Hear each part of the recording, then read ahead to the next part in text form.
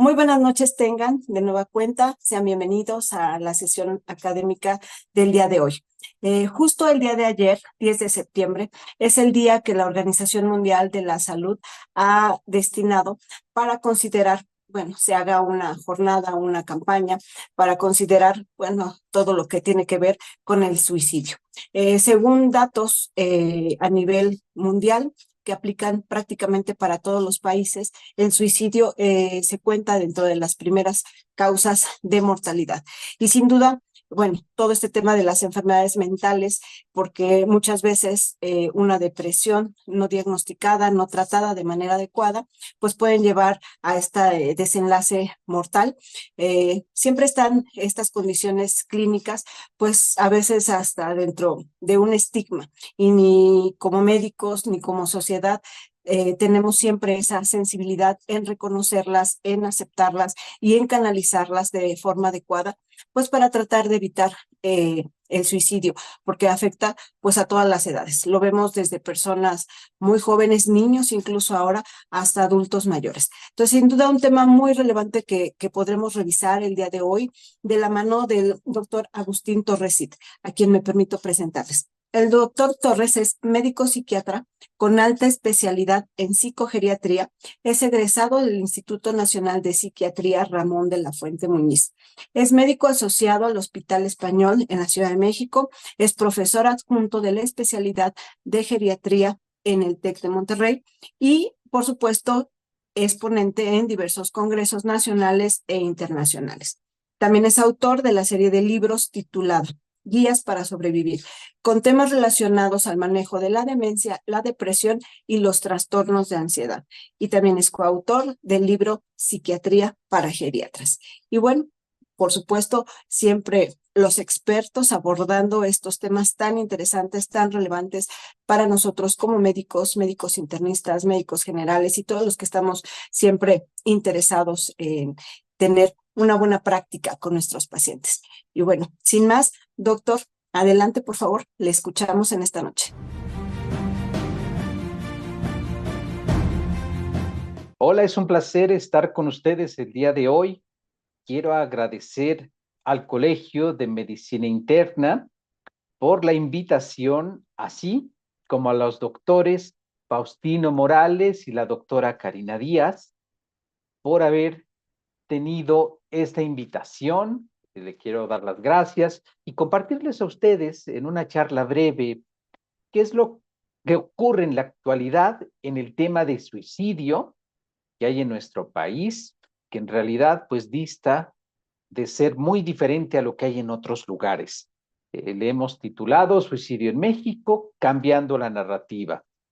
Son algunos datos personales, no tengo ningún conflicto de intereses, ni acciones, ni trabajo en ninguna empresa, institución o algún tipo de laboratorio o de la industria farmacéutica. Las opiniones que voy a compartir con ustedes son de mi experiencia clínica y no tienen otro propósito que difundir este tipo de información médica.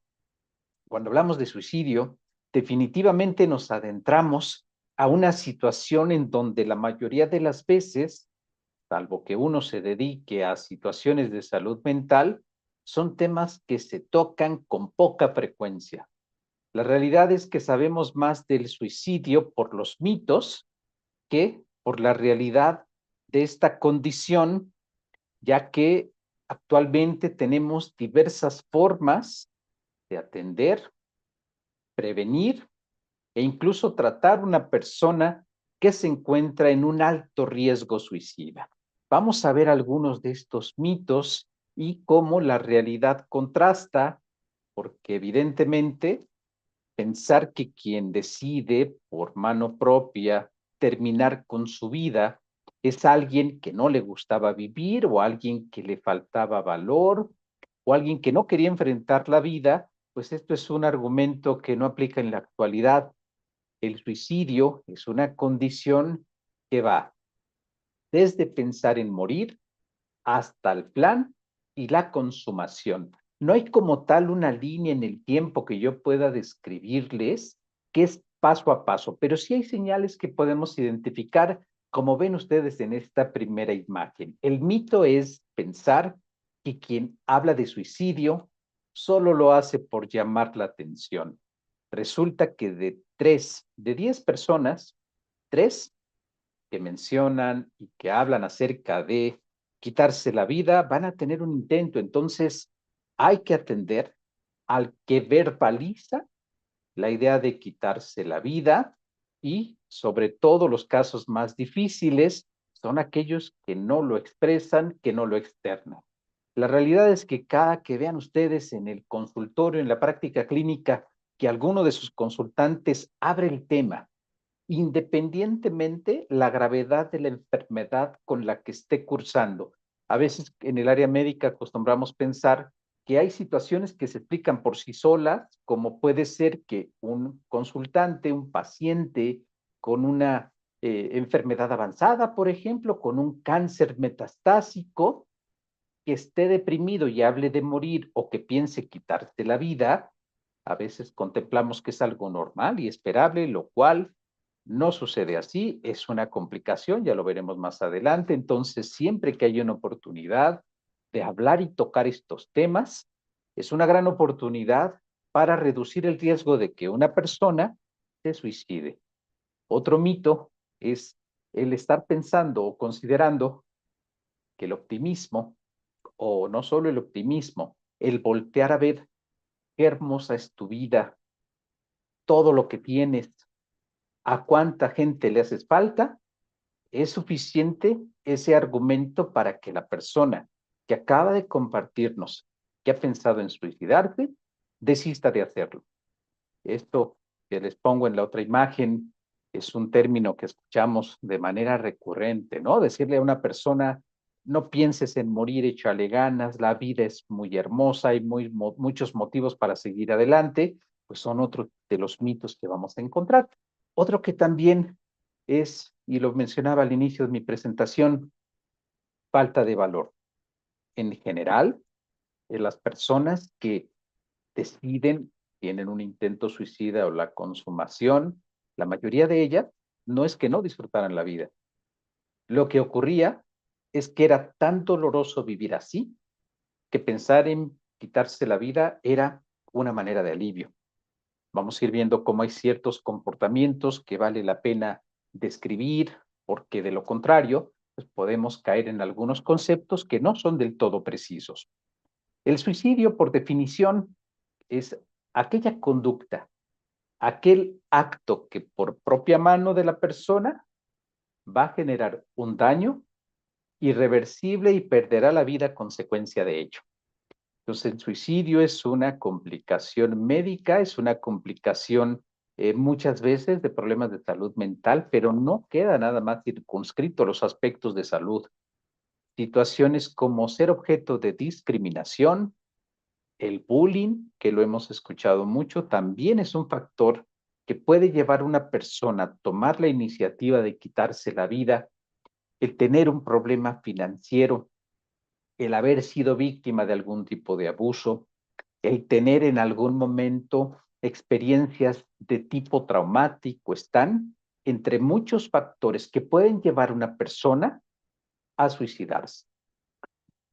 Muy importante que identifiquemos términos intermedios que nos puedan ayudar para que el día de mañana que te llegue al consultorio alguien que, como aquí les describo, intentó suicidarse, tomemos las debidas acciones para referirlo y canalizarlo para que le den la atención, porque una persona que intentó quitarse la vida tiene un riesgo altísimo de volver a intentar.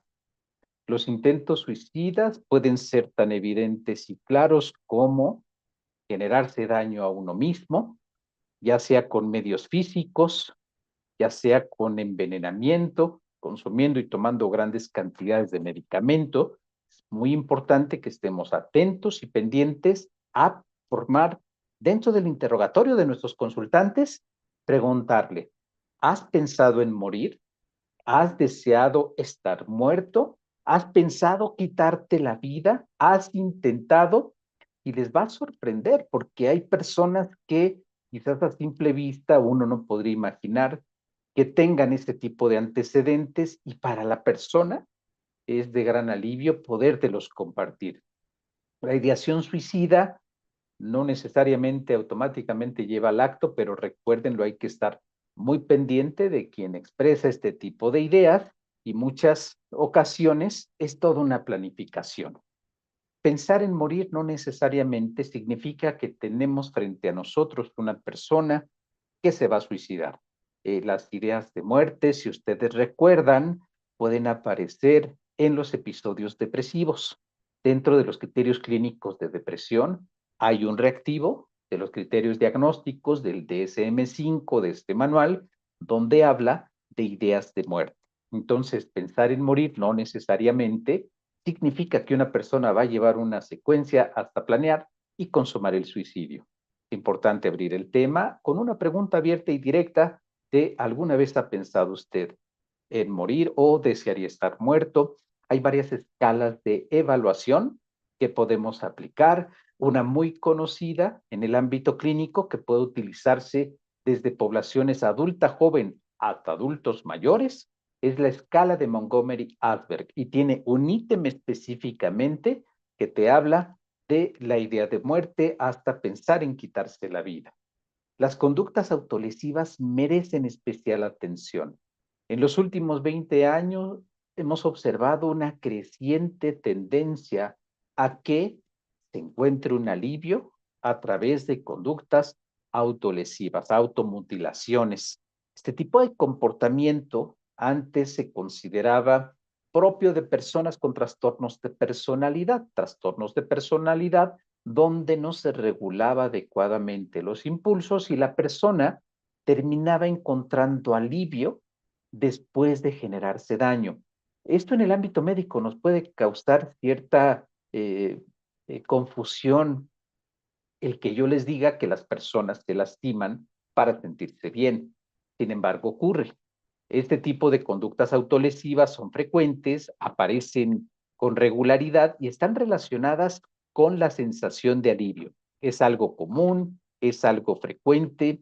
La población adolescente últimamente lo hemos visto con mucha regularidad y puede que las conductas autolesivas sean tan evidentes que les lleva a utilizar manga larga o que este tipo de lesiones suceden en partes no visibles, no expuestas a las demás personas.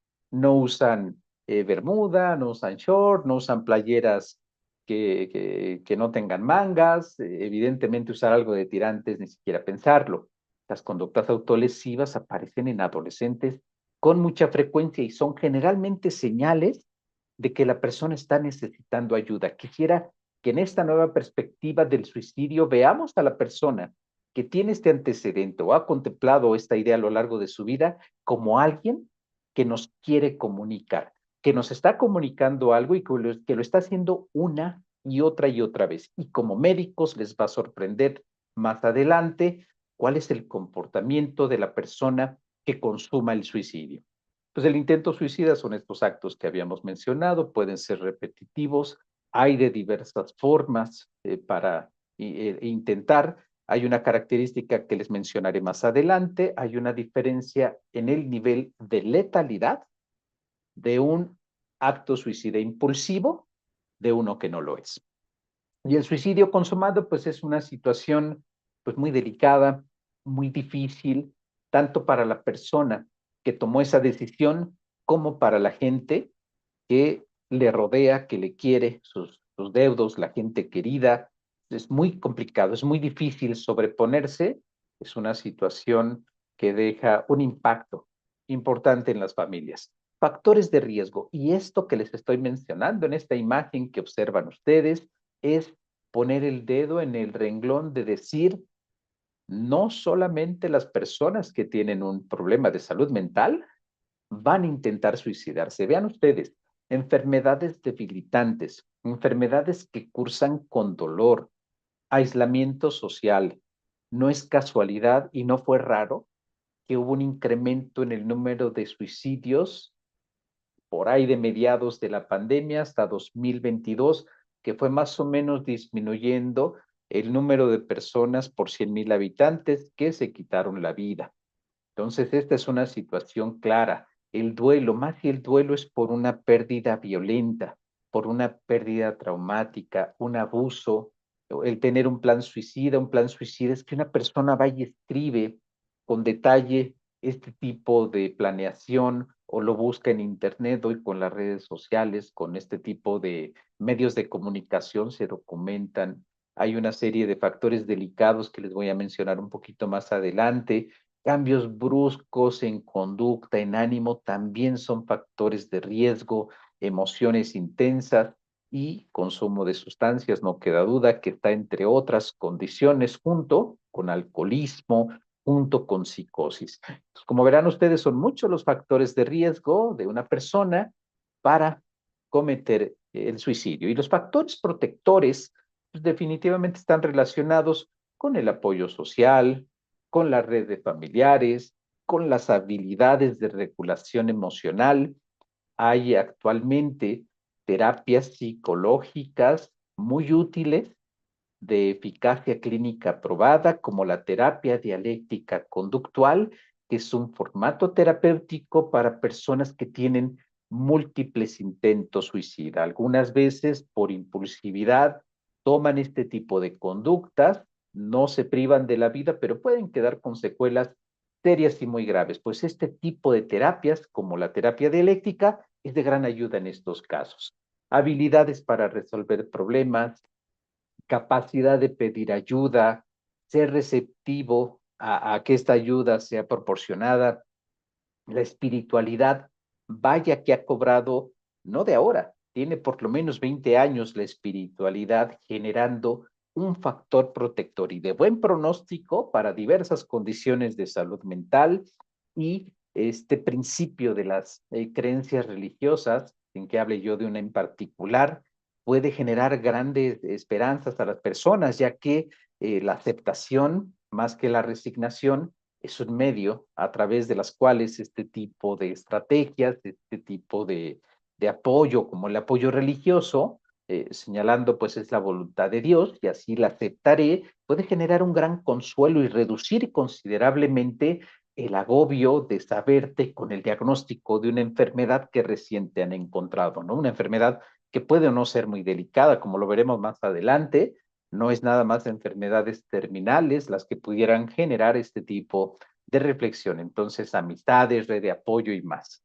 Para el año de 1996, el número de sujetos por 100,000 habitantes, la tasa de suicidio era del 1 por 100,000, 1.6. Y vean ustedes cómo ha ido incrementando dramáticamente ese 6.5% que ven ustedes, pues tiene que ver con la pandemia y va otra vez bajando. Pero el incremento ha sido notorio, de un 200, 300%. Y esta tendencia en nuestro país es muy similar a la que ocurre en otras áreas y especialmente la población más vulnerable y la segunda causa de muerte en personas entre 10 y 24 o 25 años de edad es el suicidio. Entonces, son situaciones muy delicadas. Evidentemente, esto genera que busquemos estrategias y la prevención es una de ellas. Este tipo de información está disponible en la Organización Panamericana de la Salud, junto con la Organización Mundial de la Salud, hablar acerca de estos mitos, ¿no? Ya lo decíamos hace un momento, quien habla de suicidio no tiene la intención de cometerlo, lo cual es falso. Recuérdenlo, la persona, de alguna manera, al tocar esos temas, está pidiendo ayuda. Otro mito que podemos encontrar es la mayoría de los suicidios suceden repentinamente sin advertencia previa. El que una persona, por una pérdida, por una discusión, bajo el efecto del alcohol, bajo el efecto de sustancias, ante la abstinencia de estas mismas, puede tener este tipo de actos de manera impulsiva, pero hay personas que tienen planeación y lo hacen de una manera pues muy metódica y esto evidentemente nos va dejando algunas señales. ¿Como cuáles señales? La persona empieza a encargar pendientes a otros familiares, se presenta en casa de gente que hacía mucho tiempo no veía, empieza a arreglar su testamento, empieza como a despedirse poco a poco, como a acomodar sus pendientes antes de irse, y esas son señales que deben inmediatamente llamar nuestra atención, y sobre todo si encontramos algún documento, alguna carta, alguna forma de despedida, sobre todo ese tipo de situaciones nos tienen que alertar considerablemente. Este otro mito, ¿no? Quien haya sido suicida alguna vez nunca dejará de serlo. Dije previamente, hay condiciones de salud física y mental que te pueden llevar a una situación de este tipo, a cometer el suicidio, y este tipo de situaciones son atendibles, se pueden atender, se pueden mejorar. Un episodio depresivo grave puede llevar a una persona a pensar en el suicidio, pero recuérdenlo, no por cobardía, sino para sentir alivio de lo que la vida está haciendo y significando por la gravedad y severidad de la depresión. Entonces, esto es completamente falso, hay manera de dar todo tipo de ayuda. Esta otra que les mencionaba y que previamente les enseñaba yo en los factores de riesgo es otro mito. Solo las personas con un trastorno mental se va a suicidar. Ya vimos que no, un revés financiero, no tener el recurso económico para cubrir una deuda, el haber sido en algún momento objeto de una decepción amorosa, por ejemplo, situaciones de este tipo y naturaleza, pudieran precipitar en alguna persona más otros factores de riesgo, claro, que tomen este tipo de decisiones. Así que es otro mito. Evidentemente, esto de que el suicida está decidido a morir, cada vez es más la evidencia de que es un grito desesperado de ayuda, es un grito de auxilio, insisto. El suicida lo que no quiere no es que no quiera vivir en la mayoría de los casos, que sucede, y no estoy diciendo que sea la regla, pero lo que le ocurre al que intenta suicidarse es que la vida así concebida no es vida para ellos. Llega un punto que contemplan la posibilidad de que morir es la única manera de llegar a la tranquilidad. No se diga a los consultantes que tenemos que no duermen, acuérdense, estos insomnios severos, graves, que llevan a la persona desesperada. Hablan de la depresión, pero la ansiedad es un hilo conductor para que una persona llegue a la desesperación y pueda tener este tipo de decisiones, como las financieras, familiares, sociales, amorosas y más. Otro mito común es que hablar del suicidio es una mala idea y puede interpretarse como un estímulo. En mi experiencia, hablar de la muerte, hablar del suicidio, puede dar la posibilidad a que la persona nos pueda compartir tanto como antecedente o como si en el momento estuviera pasando por una situación. Es como una gran oportunidad y te lo comparten y te lo dicen, aunque no es regla, ¿no? Pero hay que estar como muy atento, como muy pendiente de poder tocar esos temas. En la prevención hay una situación que tiene por lo menos 20 años de haberse descrito y ocurre que cuando una celebridad decide quitarse la vida, esto puede generar, dependiendo cómo los medios de comunicación manejen la nota, cómo la describan, a qué hagan referencia y principalmente especifiquen que quien decide y toma esa decisión en la vida, pues quizás estaba pasando por una condición que requiere ayuda y que se pudo haber tratado y que pudo tener oportunidad de mejorar.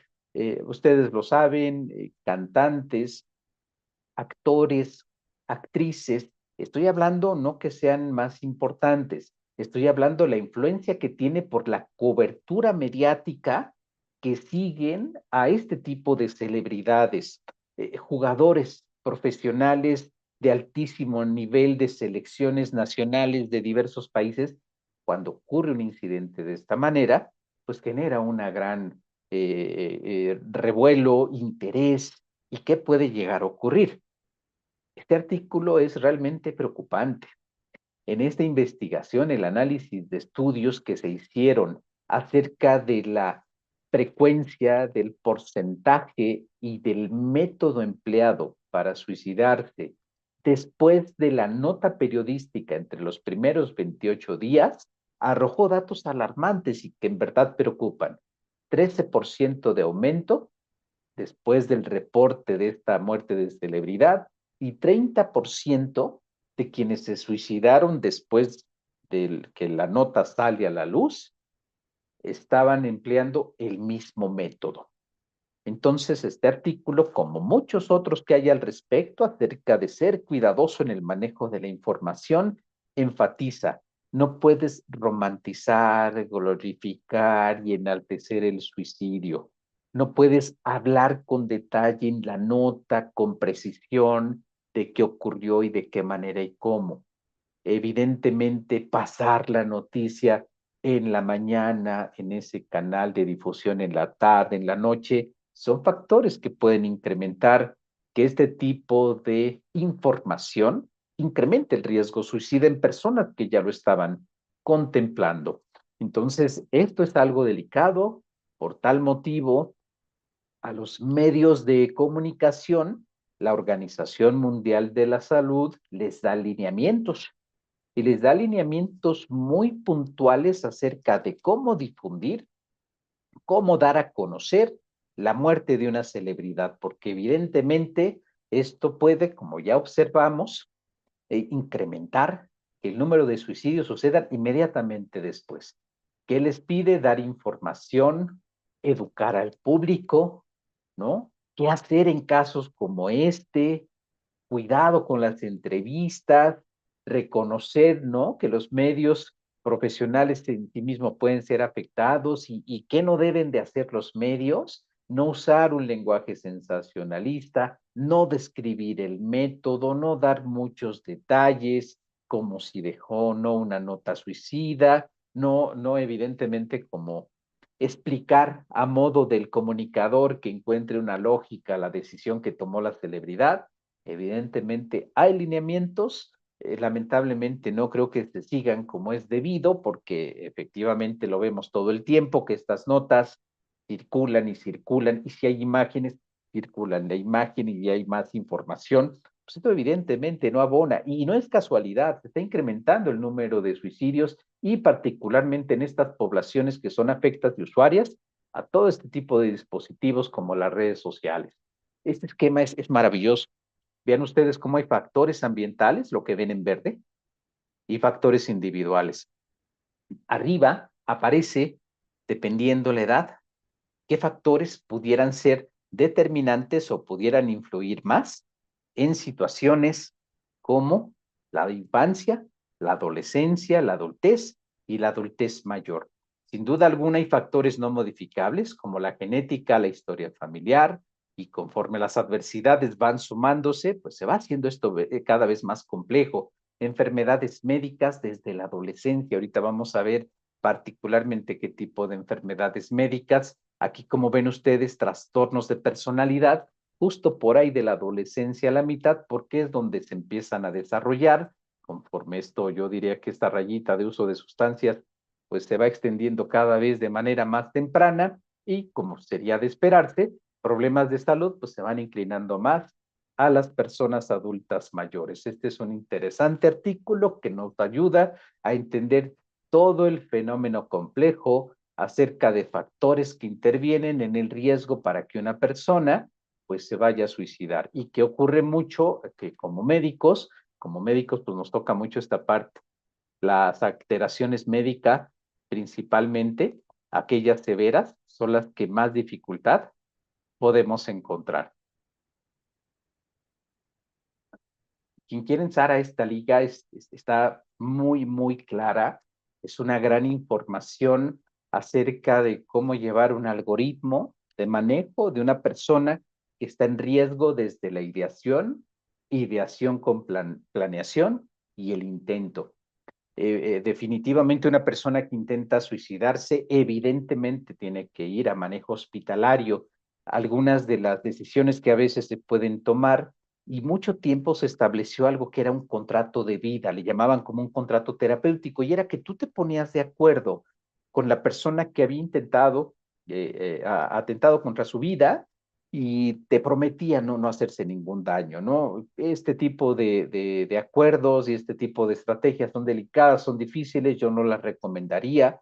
Sin duda alguna, si una persona tenemos con un intento suicida, deberá seguir este algoritmo de manejo para estar desde manejo hospitalario hasta fases de seguimiento.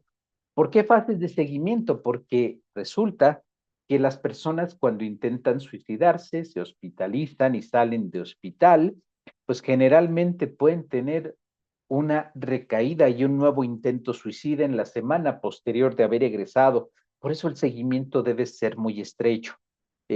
Los colegas médicos como ustedes que trabajan en toda el área donde hay padecimientos físicos frecuentes, muchos de ustedes en urgencias, pues la recomendación es seguir este diagrama y si llega a la evaluación un consultante, una consultante con una sobredosis de analgésicos, antiinflamatorios, anticoagulantes y más, o cualquier otro medicamento, pues evidentemente este tipo de situación debiera llevar todo este algoritmo para canalizarse y que reciba la debida atención.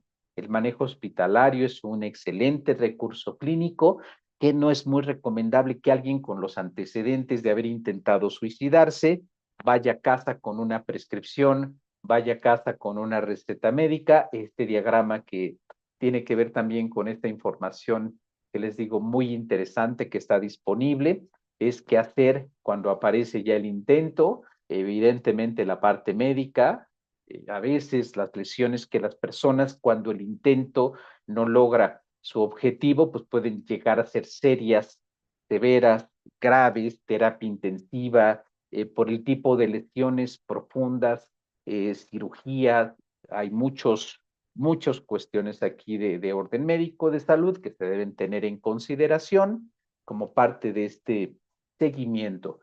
La letalidad del intento está en función del grado con el cual una persona puede lograr su cometido.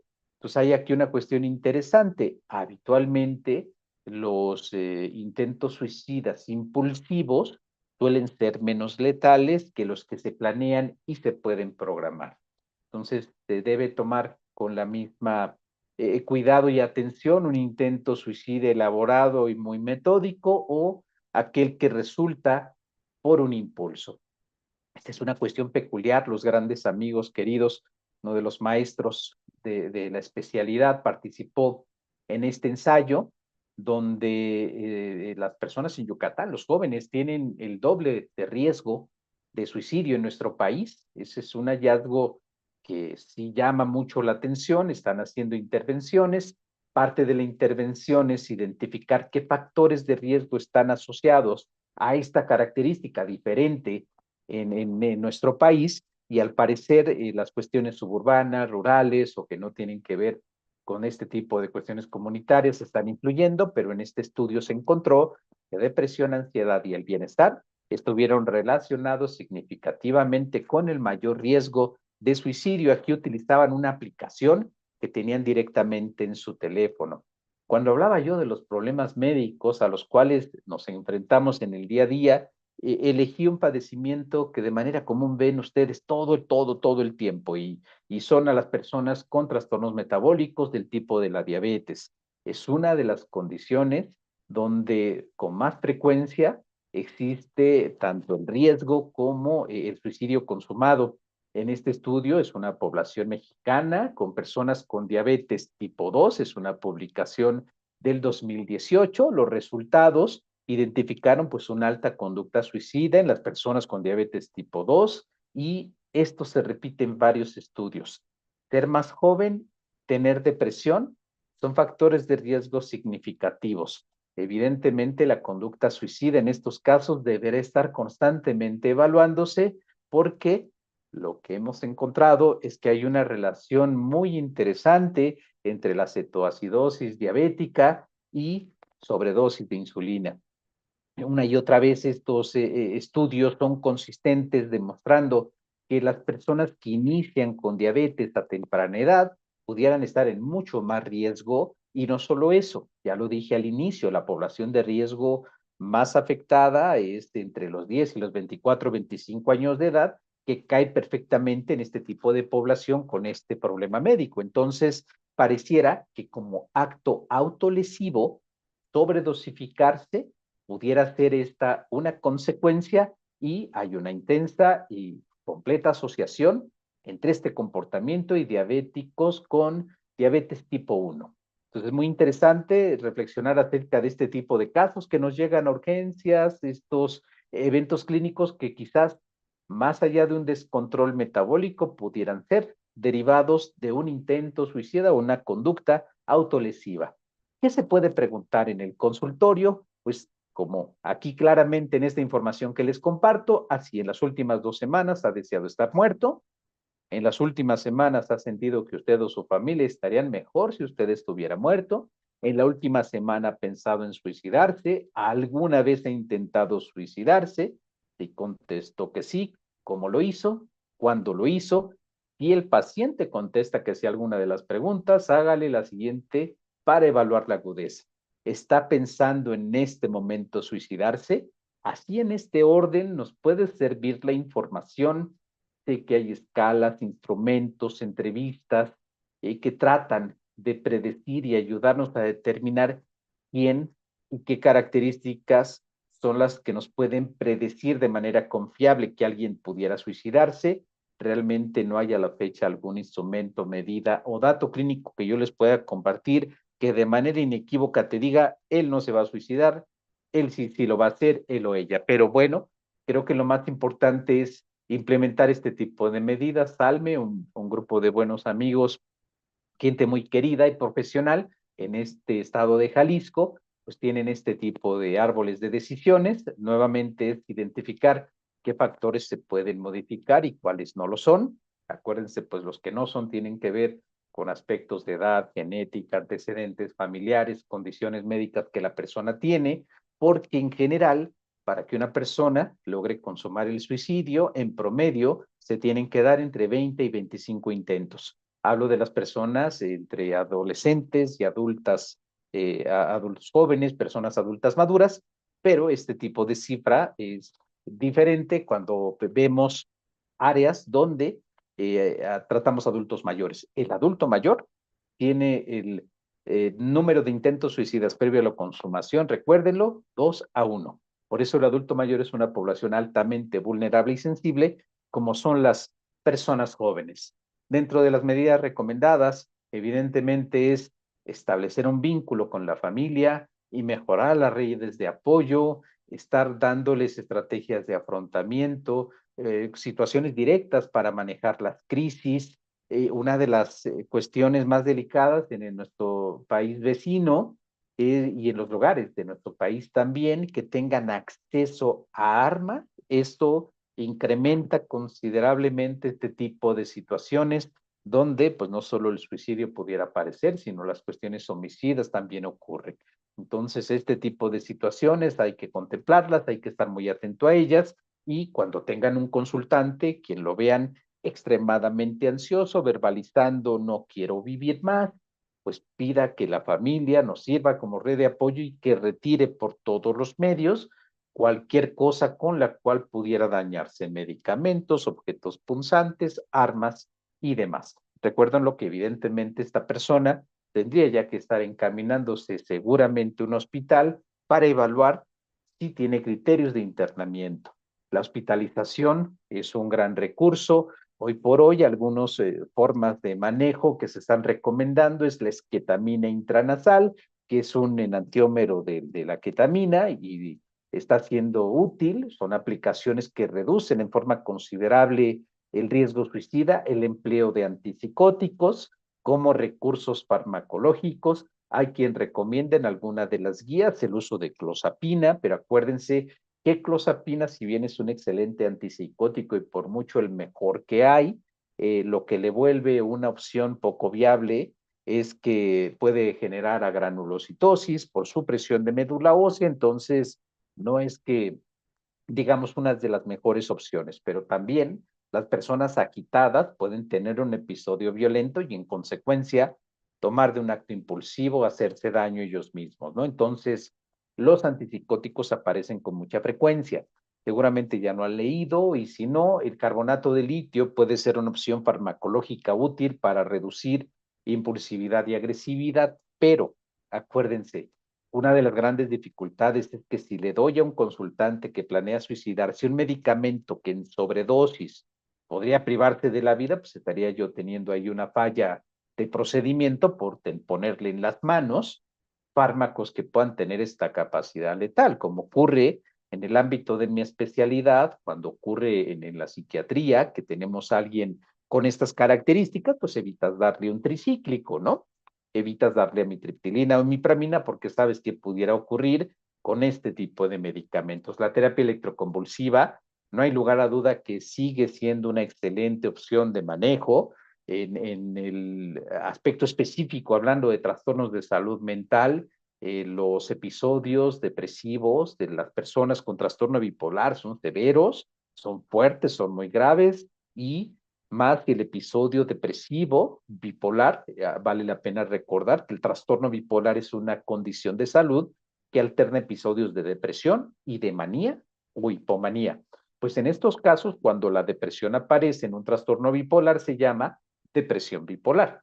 Pues bueno, las personas con depresión bipolar severa tienen intentos suicidas de altísima letalidad y les decía, más si se acompaña de síntomas psicóticos. Entonces, este tipo de manejos, como les mencionaba hace un momento, la clozapina puede ser de utilidad, personas con trastorno esquizoafectivo y el litio pudiera ser una opción farmacológica.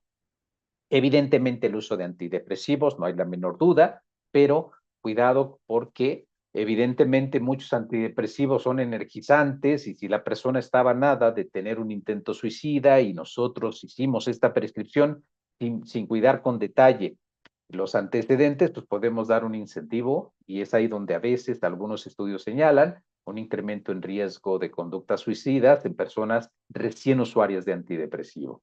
Pues en conclusión, es recordar que existe un preocupante incremento en el número de suicidios en todos los grupos de edades, los problemas médicos como la diabetes, el cáncer, ¿cuál cáncer? El de boca, el de cuello.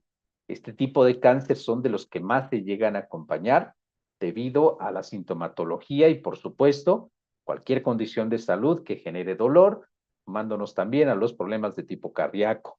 El suicidio es una condición que se puede prever, se puede detectar y se puede tratar oportunamente. La evaluación integral implica conocer a la persona, sus redes de apoyo e instalar todo un mecanismo para inmediatamente que tenemos este intento, ideación, planeación o conducta que sugiera que él pudiera o ella tomar esta decisión, se intervenga. Hay un modelo en psicología muy interesante que dice que muchas veces la conducta suicida se debe entender en función de qué busca aliviar. El análisis funcional es un tipo de estrategia que deriva de las terapias que le llaman de tipo conductual. El análisis funcional deriva de él y hay otros modelos terapéuticos que aparte de la dialéctica, aceptación y compromiso podrían ser de ayuda. Y no lo olviden, todo el tiempo hable abiertamente y posibilite el diálogo de las personas para identificar oportunamente el riesgo suicida. Pues yo con eso termino mi presentación y les agradezco mucho su atención y que pasen muy buenas noches.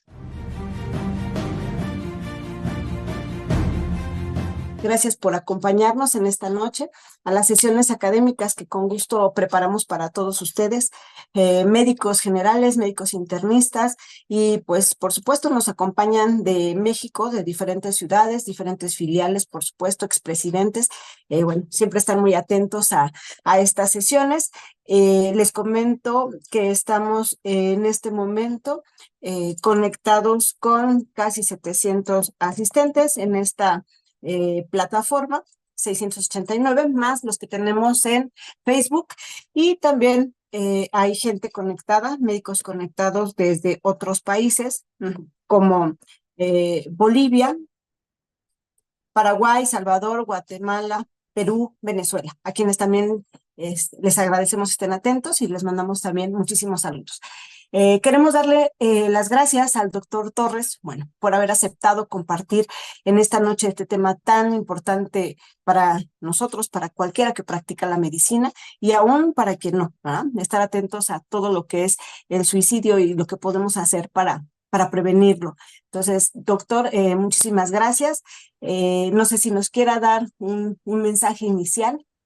Gracias, doctora. Primero que nada, agradecer la invitación, el espacio, el tiempo de poder compartir con distinguidos colegas de tantos lugares acerca de lo que usted bien mencionaba. Estamos apenas a muy poco de conmemorar el Día Mundial para concientizarnos acerca del suicidio y qué buen momento y espacio para compartir un tema que no sé mis colegas, yo soy ya un hombre arriba de 50 años, donde pues estos temas nunca los ve uno en clase, no lo ve en la escuela, no lo ve en la formación, y siempre se genera una reacción complicada para quien intenta suicidarse, y para quien consuma el suicidio, para quien habla de quitar la vida por mano propia. Así que gracias por esta oportunidad y estar con los colegas hablando de un tema que hoy por hoy es una condición que puede atenderse, detectarse oportunamente y recibir tratamiento. Claro, que eso es lo más importante. Gracias, doctor. También le doy la bienvenida al doctor Gerardo Ruiz. Él es también médico internista. Actualmente es presidente de la filial Los Mochis del Colegio de Medicina Interna. Y bueno, en esta noche nos acompañará en la moderación de las preguntas y respuestas. Hola, doctor Ruiz. Hola, doctora Karina, muchas gracias por la presentación. Les doy un saludo a todos los asistentes y especialmente al doctor Agustín Torres. Felicito pues por su ponencia magistral, un tema tan prevalente y con un aumento en la incidencia como nos comentó. Importantísimo tener siempre presente este tipo de padecimientos. Estoy casi seguro, me atrevo a decir que todos hemos conocido a alguien con este tipo a lo mejor de conductas o de ideas que usted está mencionando, seamos médicos o no médicos. Es algo muy, muy cercano en el entorno de todas las personas. Entonces, pues mando un gran saludo y voy a leer un par de saludos y unas preguntas que ya tengo aquí en el chat. Dora Alejandra Leiva manda pues saludos a usted, doctor Agustín Torres. Comenta que ella es desde Mérida, desde la lluviosa y calurosa Mérida. También Clotilde Guadalupe Ramírez manda un saludo y buenas noches a todos. Tema muy interesante, comenta. Y tenemos una pregunta de José Manuel Flores. José Manuel Flores dice, doctor Agustín Torres, muchas gracias por el tema. La pregunta es la siguiente. ¿Existe relación entre niveles muy bajos de colesterol y suicidio? Muchas gracias por la pregunta, doctor. No hay que yo sepa una correlación entre esos niveles y un aumento en el riesgo de conductas suicidas, específicamente por niveles como los pregunta el doctor. Lo que sí hay una relación estrecha en la presencia de dolor como un factor de riesgo para suicidio, particularmente en personas con condiciones oncológicas, población que a veces se nos puede escapar un poco a la vista, pero específicamente como un marcador que incremente el riesgo, no como tal que yo sepa al menos, doctor. Ok, muchas gracias por su respuesta, doctor Torres. Tenemos otras preguntas desde Facebook. Está conectado el doctor Heriberto Martínez, expresidente del Colegio de Medicina Interna, que recientemente también nos dio una ponencia. Y él, la pregunta que tiene es, ¿en qué tipo de hospital debe tratarse a un paciente en el periodo posterior al intento de suicidio? Excelente pregunta, doctor. Y eso debería ser dentro de el flujo de manejo. A ustedes, colegas, les toca mucho ver a la persona ya con el intento, ya sea con una dosificación excesiva de tabletas o incluso con señales de ahorcamiento o el empleo de arma de fuego o el método que la persona hubiera intentado. Esto definitivamente debería referirse inmediatamente a un servicio de salud mental para evaluar hospitalización y riesgo de que la persona vuelva a intentarlo. Hay una correlación, como les decía en la presentación, entre letalidad e impulso de la conducta suicida. Las conductas que son muy impulsivas al intento de suicidio suelen ser menos letales. Las que son planeadas y programadas, la letalidad es altísima, tanto y más en las personas arriba de 60 años de edad, donde intento consumación es 2-1, es gravísimo, es altísimo. Así que, como bien preguntaba, excelente pregunta el doctor, lo siguiente es una referencia. Esta persona no puede irse a su casa, no puede irse medicado con antidepresivo, ansiolítico, lo que fuera. Debe ir directamente y en la medida que esto sea posible, sé que no en todos los casos habría, pero debería de ir a un servicio de urgencias para evaluar riesgo y reincidencia, porque una persona que lo acaba de intentar está en altísimo riesgo de volverlo a hacer. Okay. Gracias, doctor, por su comentario. Doctor Ruiz, tenemos más preguntas en el chat. Muy bien, hay una pregunta de parte de Clotilde Guadalupe Ramírez. Comenta, el trastorno bipolar cada vez es más diagnosticado y el conseguir el litio es cada vez más difícil. En este tiempo, por lo menos aquí en Guadalajara, comenta Clotilde, ¿qué opciones tendríamos además de los antipsicóticos para evitar el riesgo de suicidio? Muy buena pregunta, Cleotilde. Sí, las personas con trastorno bipolar, recordemos que tienen, especialmente en la fase depresiva, conocida como depresión bipolar, tienen alto riesgo suicida y puedo decir que en general de muy alta letalidad. El carbonato de litio es un excelente manejo farmacológico para los episodios depresivos en el trastorno bipolar tipo 1, caracterizado por manía, y el uso de algunos antidepresivos como la venlafaxina últimamente en el trastorno bipolar tipo 2. Pero efectivamente, aparte de los antipsicóticos que se pueden emplear para manejo inmediato de la conducta suicida, a un mediano y largo plazo ante la ausencia de litio, tenemos dentro de las guías de manejo de trastorno bipolar el uso de anticonvulsivos y el uso de quetiapina algunas veces como terapia única o en combinación. Así que lo dice muy bien Cleotilde, el tema del litio es un tema que fue un desabasto que todos conocimos y que desestabilizó completamente a las personas con esta condición. Así que los anticonvulsivos pueden ser utilizados solos o en combinación con antipsicóticos. Ok, doctor, gracias por su comentario. El doctor Edgar Pantaleón también siempre nos acompaña. Muchos saludos, doctor. Nos dice, magnífica conferencia. Él nos pide una referencia. ¿Qué nos puede dar? ¿Qué comentarios como prácticos de cómo utilizar o de qué manera los medicamentos que pueden estar relacionados con aumentar el riesgo de ideación suicida? Excelente pregunta, muchas gracias, doctor, por su comentario. Yo sí les quiero recomendar que el uso de antidepresivos es un tema polémico en el sentido de que algunas veces los efectos secundarios de tipo serotoninérgico generan síntomas de ansiedad. Por eso es que somos muy cuidadosos y ven ustedes en las guías de manejo, no empiezas con un fármaco antidepresivo para la conducta suicida, que habrá de verse no solo en el contexto de una depresión, como mencionaba, consumo de sustancias, un episodio psicótico, hay muchas razones, la bipolaridad que recién nos comentaban. Sin duda alguna, medicamentos energizantes dentro de los que están el uso de antidepresivos habrían de utilizarse con cautela porque pueden, y hay evidencia de que incrementan el riesgo de conducta suicida. Hay quien dice que estos medicamentos, como un efecto clínico, es mejorar el impulso vital y algunas personas con episodios depresivos severos, con ideación suicida persistente, ese estímulo que el antidepresivo provoca puede ser el aliento y el incentivo para el intento de suicidio. Por eso es un tema que en la terapia farmacológica es preferible utilizar fármacos quizá con actividad sedante, no tan activante, hay algunos antidepresivos que lo llegan a hacer y que eso tenemos el riesgo, a veces la fluoxetina nos ocurre, la anfebutamona nos ocurre, medicamento que ha sido utilizado con mucha frecuencia como terapia adyuvante antidepresiva, entonces sería vigilar medicamentos energizantes principalmente o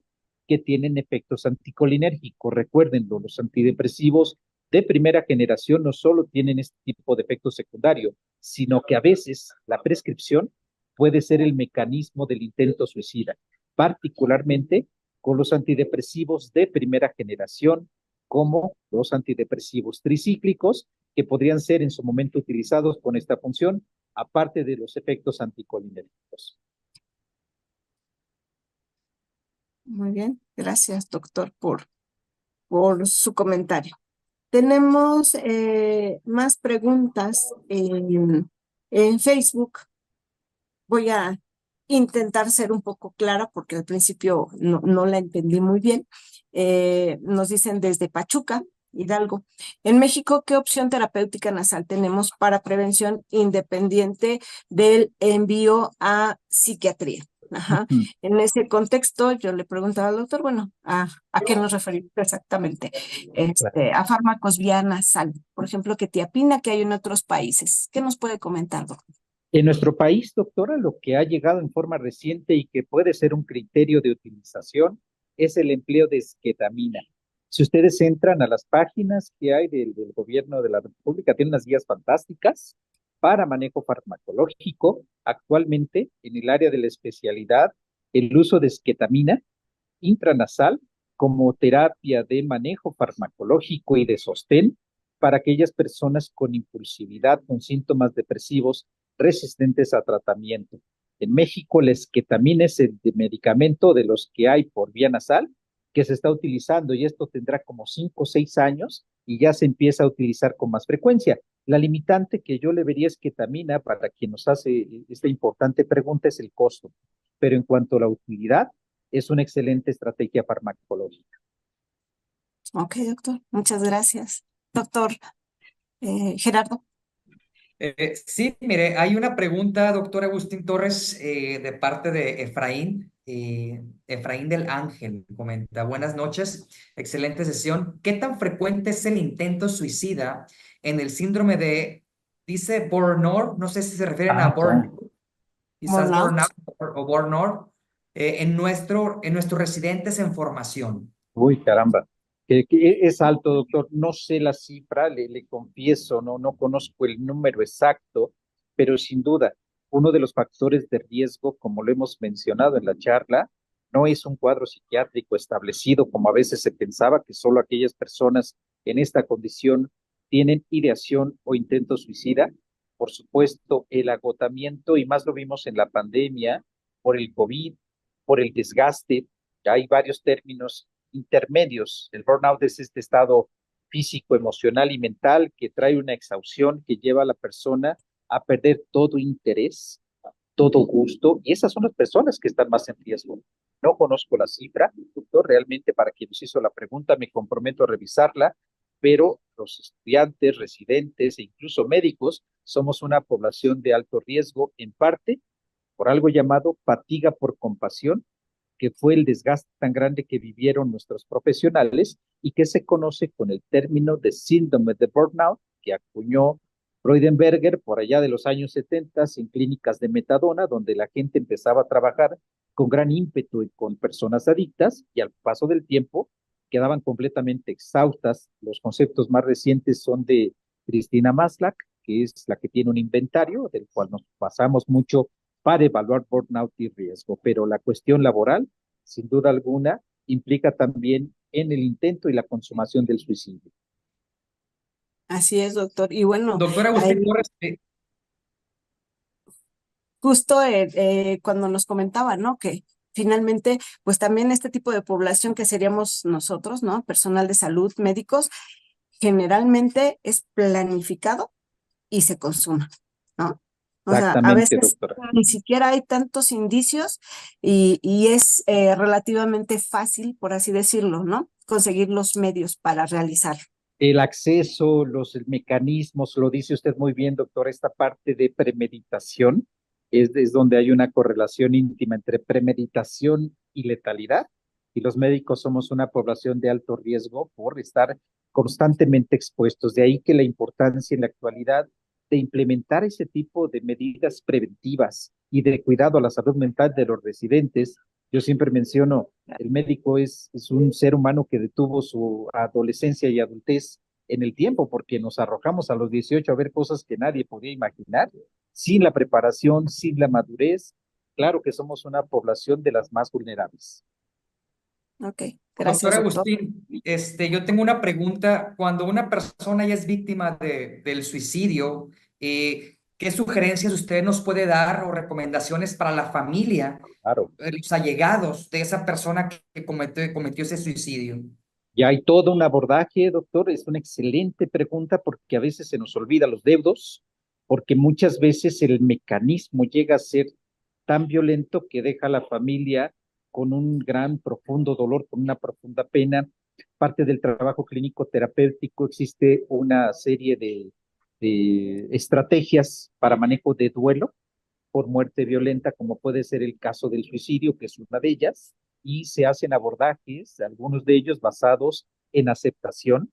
Aceptación es un término en psicología que se emplea para referirse a, más allá de negar la existencia del suceso, aprender a vivir a pesar de ello.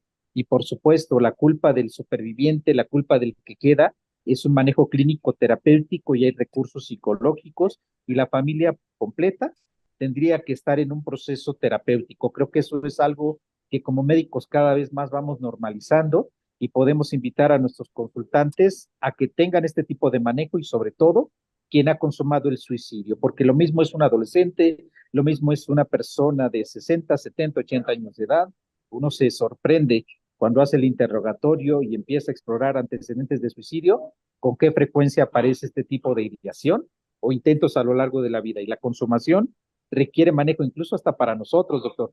Es tan duro y tan difícil que los médicos estemos sobrellevando y viviendo después de una experiencia tan dura que necesitaríamos, hay unos grupos de apoyo e intervención entre nosotros mismos para recuperarnos del impacto que esto sucede. Okay. Muchas gracias, doctor, por la respuesta. Sí, y bueno, y sin duda este tema relacionado con la familia, ¿cuántas veces nos ha tocado ver algún paciente y ni siquiera se atreven a comentarlo, ¿no? Ah, es que mi hijo falleció cuando era joven y es como un tabú. No se habla porque se sentirían como señalados. Es como un suceso que lo quieren dejar aparte, que ya fue y que no se platica. Y mucho menos porque sienten, no sé, a lo mejor vergüenza incluso, ¿no? De decir que se Claro, suicidó su familia. claro, claro, doctora, porque uno piensa que falló, que no hizo las cosas adecuadamente y les puedo asegurar que hay familias que lo hacen en lo mejor posible, con el gran esfuerzo y aún así uno de sus integrantes cursa con este gran impulso, ¿no? Hay partes biológicas, genéticas, interroguemos como médicos no solo el pensamiento o el antecedente en el consultante, hay familias que nos hemos encontrado que 4, 5, 6, 7 integrantes han muerto por suicidio. Y ahí es donde las partes genéticas empiezan como a jugar un papel importante, de ahí que el interrogatorio va no solo para el consultante, sino para el resto de integrantes de la familia.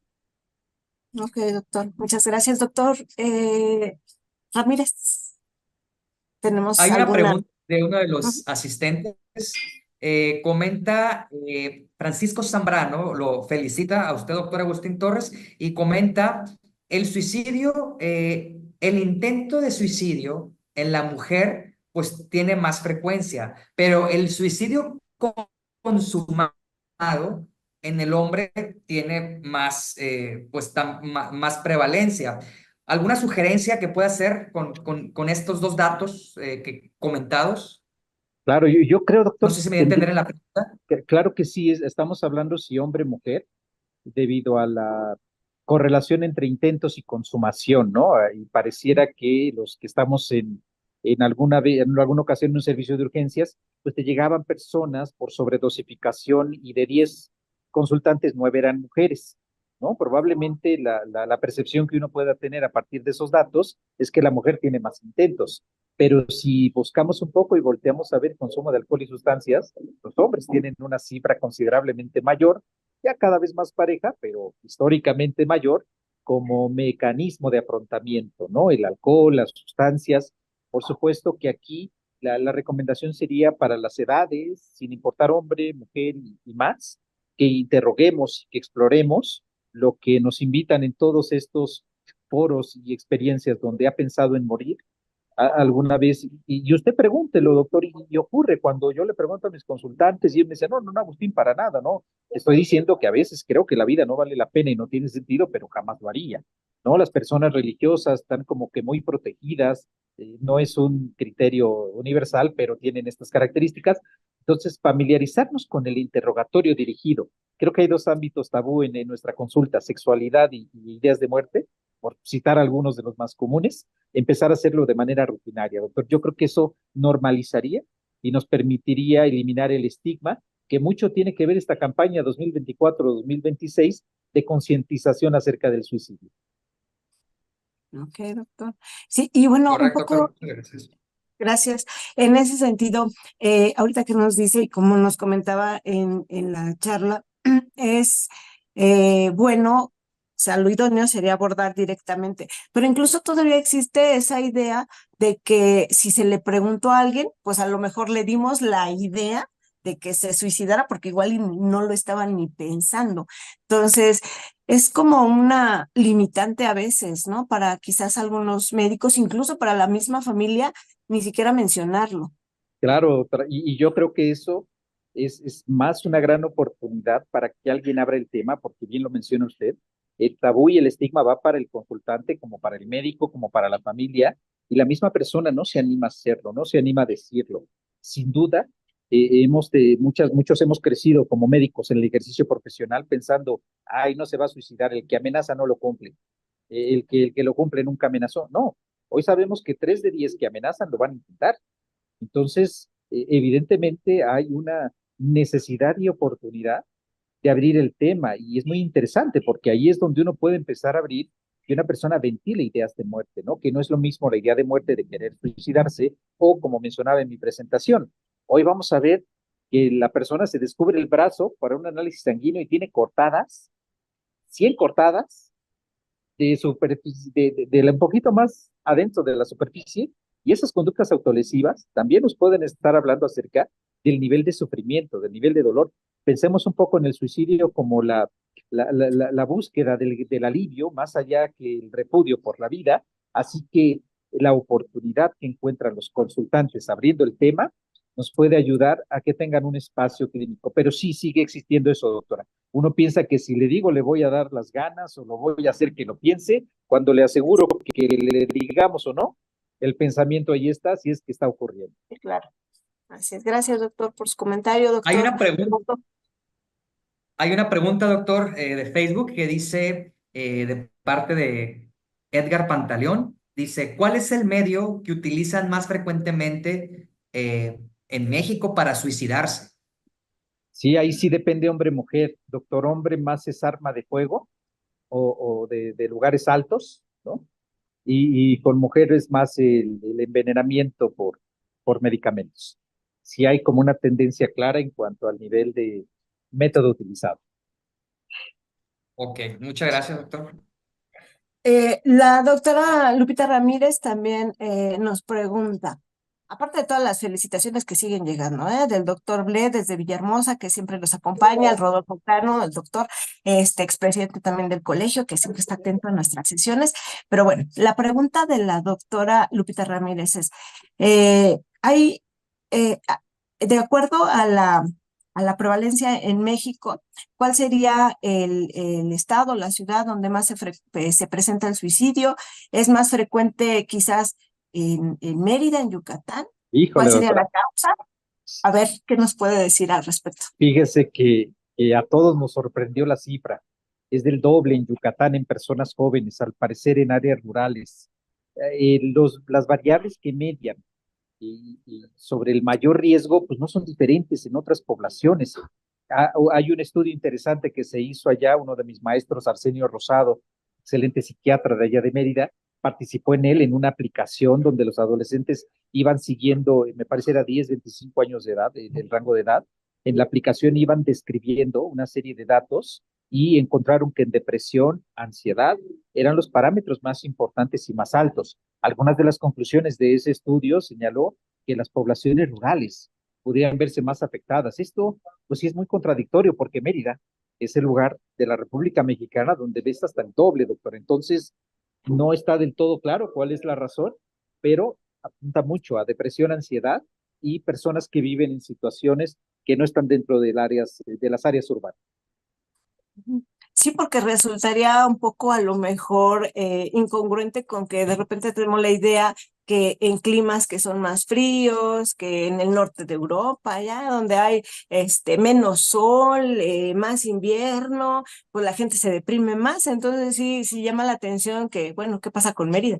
¿No? Muchísimo, doctora, realmente, porque bien lo acaba usted de decir, por allá de las principales escalas para suicidio y de depresión, pues tienen que ver con Montgomery y Asberg allá en los países escandinavos, en Dinamarca, donde la menor cantidad de luz es un factor de riesgo, como usted bien mencionó, para episodios depresivos severos estacionales por la falta de luz solar, luz de día, donde uno esperaría tener estos extremos en los polos. Llama mucho la atención que Mérida sea, con lo que uno dice, pues la Blanca Mérida de ser un lugar paradisiaco, pero se encuentra uno con que la mayor tasa de suicidios es el doble en todo el resto del país en comparación, hay en Mérida, pero depresión, ansiedad son los que más se asocian. Entonces, pues no parece haber un factor. Seguramente habrá más investigaciones que nos den más luz al respecto. Y ya nos estará platicando al respecto más Encantado, adelante. doctora, será un placer. Gracias. Doctor Tengo Gerardo. una preguntita, doctor Agustín Torres, de Facebook también. Comenta, interesante esta pregunta. Escuchaba que los niños de 10 años son vulnerables. ¿Se sabe los factores de riesgo?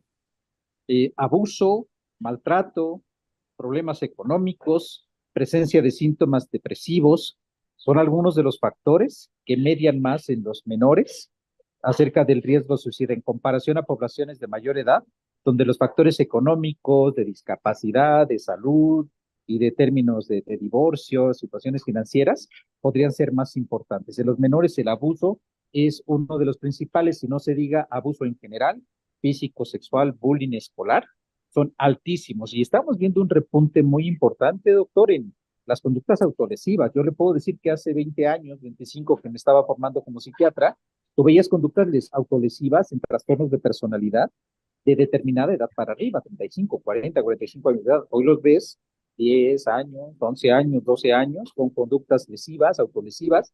Vale la pena decirlo, puede ser un factor de riesgo, aunque no significa que todos que las tengan pueden tener ese riesgo suicida. Muy bien, muchas gracias, doctor. Bueno, y tenemos otra pregunta, doctor.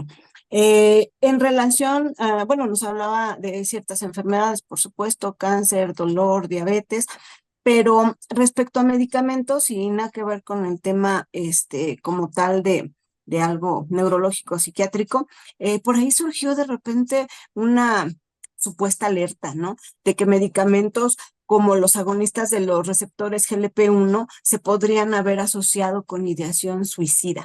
O sea, ¿cuál era el supuesto sustento? Porque hasta donde tengo entendido, creo que no se logró, La como evidencia, ¿no? identificar Que nos la evidencia. podría. Así No, es. yo tampoco encontré, doctora, lo que sí observamos en diabetes es más en diabetes tipo 1, quizás por las mismas características que la población a la cual se presenta esta enfermedad representa, ¿no? Que es el mayor riesgo. Todas estas partes de cetoacidosis, la sobredosis de insulina, donde yo sí he encontrado, doctora, son con terapias en hepatitis C al inicio de estos manejos farmacológicos, sí teníamos con alta prevalencia ese tipo de intentos suicida, depresiones severas, depresiones graves. Hay este manejo farmacológico para acné, que es muy controversial. Hay, Sí. no, es una especie de fármaco muy potente que se utiliza para problemas de acné. Se asocia a presencia de sintomatología depresiva. Las terapias inmunológicas son algunas de las que con más frecuencia lo llegamos a observar, pero este manejo con el tratamiento que menciona, quizá habrá alguna teoría que se acerque a alterar las aminas biogénicas, serotonina, noradrenalina, aunque hoy por hoy toda esta teoría de que estos neurotransmisores son la génesis de la depresión, pues no se ha logrado sostener, no se sostiene del todo, pero probablemente tenga que ver con alguna cuestión de tipo biológica, no la conozco, pero en los pacientes que tienen ese tipo de inmunoterapia, sí me ha tocado por experiencia clínica ver un alto riesgo de ideación con ese tipo de manejo farmacológico. Sí. Ok, doctor, muchas gracias. Justo el medicamento para el acné es la isotretinoína, ¿no? Eso mero, Y doctora, vaya en esa era, trabalenguas, pero es esa. que incluso en Estados Unidos ha habido casos de demanda, ¿no? A las Completamente. farmacéuticas y también se ha utilizado como mecanismo de defensa en cuanto a haber tenido o haber agredido a otra persona, el hecho de haber estado usando ese tipo de Ese medicamento para acné, sí. ¿no? Ándele, Este, exacto, ahí farmacológicamente, así que pues siempre una historia detallada nos puede orientar acerca de la presencia de factores que pueden incrementar el riesgo. sí, y a quienes dárselos y probablemente a quienes no, ¿no? Totalmente. Y bueno, tenemos otra pregunta, doctor Gerardo. Así es, doctora. Hay una pregunta, Efraín del Ángel. ¿Qué opina, doctor Agustín Torres, del suicidio en pacientes terminales? ¿Qué llega primero? Y es muy buena pregunta, doctor, porque muchas veces contemplamos esto como una decisión natural, entendible y lógica, Creo que ese tema a debate se tiene que abrir en algún momento, el derecho al bien morir en los pacientes en condiciones de este tipo. Puedo comentarle que la presencia de síntomas depresivos es un factor que puede generar que aparezcan este tipo de ideas en pacientes con un estado terminal, y a veces la creencia de suponer que es normal que pienses en morir y desees hacerlo y abandones tratamientos solo por el hecho de ser una persona en estado terminal es normal. Y yo creo que eso es algo que podemos ir descartando primero, porque me ha tocado en casos de como este que menciona. Tuve oportunidad de trabajar 10 años en un área oncológica, y la experiencia clínica es que generalmente hay un episodio depresivo, de ansiedad, el cual está condicionando en alguna medida la presencia de esta idea. Pero creo que todo el tema y debate al derecho a bien morir definitivamente va en algún momento a ponerse sobre la mesa ante el derecho de, si no hay cura, si no hay remedio y ya hay sufrimiento, pues pensar en algún otro tipo de medio para encontrar alivio. La medicina paliativa está avanzadísima en ese sentido. Muy bien, Sí, doctor, muchas gracias. gracias. Y bueno, una pregunta más. El hecho de que haya armas de fuego en el hogar, ¿puede aumentar ese riesgo por esa facilidad de tener un elemento con que Com utilizar? completamente, doctora. El vecino país, nuestro país del norte, ha visto una reducción considerable cuando la entrega de armas se da 24 a 48 horas después de que la persona la quiere adquirir, la quiere comprar. Definitivamente, el acceso abierto a armas es un factor que incrementa la consumación del suicidio, de este tipo de intentos violentos. Hablamos de suicidio, pero el suicidio y el homicidio muchas veces vienen acompañados. Entonces, el acceso a armas definitivamente incrementa mucho más el riesgo. Ok. Bueno, y sí, hay que estar como atentos, ¿no? No nada más a los factores de riesgo, sino a todos los elementos que pudieran estar, como bien sabemos, pues esto es multifactorial, ¿no? Que pudieran influir en un momento dado, para que un acto deliberado de esta naturaleza se diera, ¿no? Doctor, estamos revisando las plataformas y bueno, siguen llegando más felicitaciones. Insisto, pues no las vamos a como poder leer todas, ¿no? Pero los comentarios, son del todo homogéneos en el sentido de que, maravillosa ponencia, excelente, brillante, etcétera, etcétera, ¿no? Creo que lo estaremos invitando una vez más. Un Esto placer nos, para mí, nos doctora. encantó, ¿no? Doctor Agustín Torres, también por mi parte felicitar su ponencia y comentar pues que sus recomendaciones y sugerencias han sido muy valiosas para cada uno, incluyéndome yo también como el asistente y que escuché su plática. Se agradece pues enormemente y espero que tengamos más oportunidades con usted acompañándonos como ponente en estos temas tan importantes. Yo encantado y muy honrado, en verdad, de poder participar y compartir con el colegio, y en verdad cuenten conmigo. Muchísimas gracias, doctor. ¿Nos quiere dejar algún mensaje final para la audiencia? ¿Algo con lo que nos debamos quedar y llevar en mente en esta noche? Yo creo sí, doctora, y principalmente lo mencionaba usted hace un momento. Hablar del suicidio, vamos, no hablar del suicidio es peor que hablar. Entiendo que por nuestra formación muchos de nosotros no tuvimos al alcance, y me incluyo, una educación formal acerca de qué es este tipo de situaciones en la práctica médica, pero definitivamente abran el tema, intenten hacerlo. Quien no se sienta cómodo preguntando abiertamente, hay escalas, hay instrumentos, hay entrevistas, hay algunos factores de riesgo que, si bien también quiero dejar a mis colegas esa reflexión, es muy difícil predecir quién se va o no a suicidar. Por más que intentemos tratar de llevar una secuencia, por supuesto hay algunas señales, algunos indicios, el que se despide, el que arregla el testamento, en fin, pero que veamos esta condición del suicidio como algo prevenible, tratable, que puede ser susceptible de ponerse en la mesa, como otros temas en la consulta. Ok. Bueno, muchísimas gracias. Bueno, pues no nos queda más que despedirnos en esta noche, agradeciendo como siempre la presencia de cada uno de los que se han conectado a esta sesión, sobre todo doctor Torres, muchísimas gracias porque sus aportaciones han sido muy valiosas para todos y cada uno de nosotros. Doctor Gerardo Ramírez, muchísimas gracias por acompañarnos también en la moderación y bueno, nos estaremos viendo pronto porque por ahí tienen su congreso regional en el siguiente mes, si no me equivoco, en Los Mochis, ¿no? Así es, Entonces, muchas gracias, doctora y doctor Agustín Torres. sí. Gracias a ustedes, un enorme placer, y gracias nuevamente por la invitación. Gracias, que Hasta descansen. pronto. Bonita Un noche. placer. Gracias, Hasta buenas luego. noches. Saludos a todos. Bye.